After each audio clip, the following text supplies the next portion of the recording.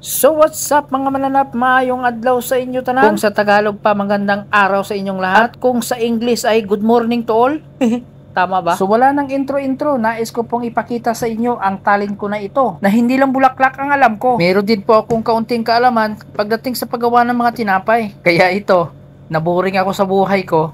Kaya sinubukan ko naman na magawa ng ganito. Siguro naman i-relate kayo sa mga tinapay na ganito. Ito ay napakasimple at kayang gawin sa bahay nyo. Ang tinapay pala na ito ay kung tawagin sa Tagalog ay pinipit. At kung tawagin naman sa mga Ilonggo ay lubid-lubid. At kung sa mga Bisaya naman at Cebuano ay kung tawagin nila ay panyam. Sa English kaya, ano kaya to sa English? Baka do not twist. Alam nyo ba guys, ang tinapay na ito ay sikat ito noon at mapahangga ngayon. Sa mga bagong henerasyon na hindi nakakakilala nito, magtanong kayo sa nanay nyo o di kaya sa lola nyo dahil isa lang ang isasagot sa inyo. Rich kids kasi kayo, kaya hindi nyo naranasan ang kumain nito. At dahil isa to sa mga paborito kong merenda noon at ngayon, kaya sinubukan kong gumawa. Ito pala ang minamasahan ko ay pinagawa ko ng sadya. Dahil meron kaming mga kasamahan dito na karpintero, kaya sinubukan kong magpagawa sa kanya ng pagawaan ng tinapay katulad nito. Kaya pumayag naman siya, kaya ito, ang ganda ng masahan ko, maputi na malinis pa. Ang tinapay na ito ay halos dekada na. Pero alam nyo ba, hanggang ngayon, tinatangkilik pa rin ito ng masa. Dahil ito lang naman ang tinapay ng pangmerenda, alas 3 ay kinakalampag ka na. Dahil mapakape man o mapasoft drinks ang iparis mo nito, 3 piraso pa lang. Ay nako, busog na busog ka na. Ang tinapay pala na ito ay halos wala kang masyadong igagastos.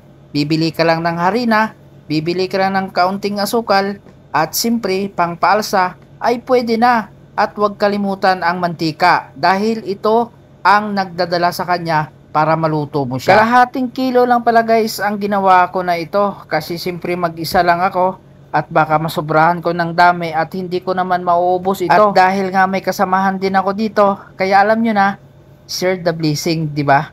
Kaya kahit sabihin ko na hindi ko na mauubos ito, ay talagang isishare ko ito. Dahil sabi nga, I share your blessing, di ba?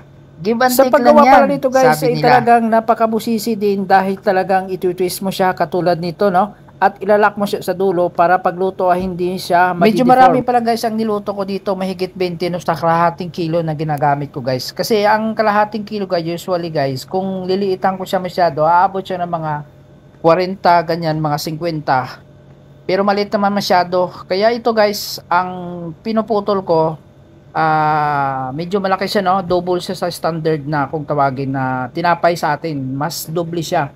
Kasi kakainin ko lang naman ba't ko paliliitan, di ba? At saka guys, marami akong kasamahan dito at siyempre kailangan ko rin magbigay. Hindi naman pwede na ako lang kakain, siyempre sila nakatingin lang. At siyempre, alam nyo na paglutong Pinoy, nako, alam naman dito sa Middle East country, pagluto ng Pinoy yan, talagang tatanungin ko pa, wow, marunong ka pala yan, parang ganyan ba? Siyempre nakakataba rin ng puso. At saka guys, hindi lang kasi ako isang beses nagluto nito actually guys, no? Hindi ko lang na tsambahan na videohan kasi nga minsan wala ako sa mood mag-video. Gusto ko lang kasi magluto, pero ngayon naisip ko lang kasi na i-share sa inyo na kahit papano ay makaluto tayo na kahit wala tayong oven guys, no? Usually ang pagkain nito guys, hindi naman talaga niluluto sa oven, no? Saka marami na rin akong niluluto ito guys, meron na rin hopia ube, hopia munggo, hopia onions. Kung makikita nyo guys, minsan sa mga post ko yan, mga luto ko yan, no?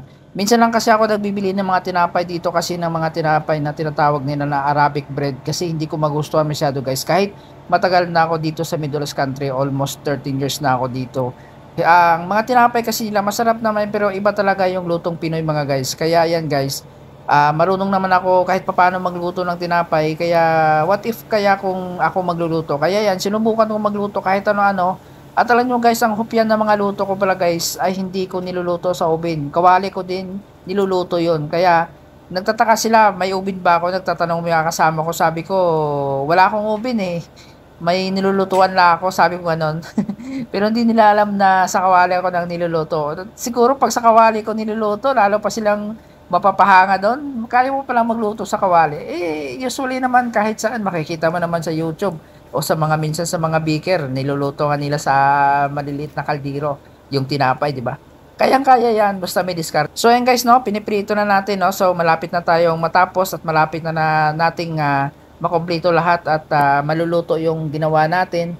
I hope guys na nagustuhan nyo ang video ko na ito guys, no. Para din po sa inyo ito at para po ma-share ko lang sa inyo yung kaunting kaalaman ko sa mga pagluluto ng isang pangmerenda na pangmalakasan din minsan, no. Kasi itong merenda na ito guys, masarap to lalo na pag medyo mainit-init pa. Haluan mo siya ng asukal. At technique guys ha, yung asukal na ilalagay nyo guys, wag yung malalaki na puti. Yung pino kasi marami kasing klase na ano, meron siyang refined, meron din siyang tinatawag na cupcake sugar. Yung medyo pino siya, mas masarap yun ang pino na asukal. Titikman natin siyempre para makita nyo guys kung paano ko titikman yung sarili kong luto, di ba?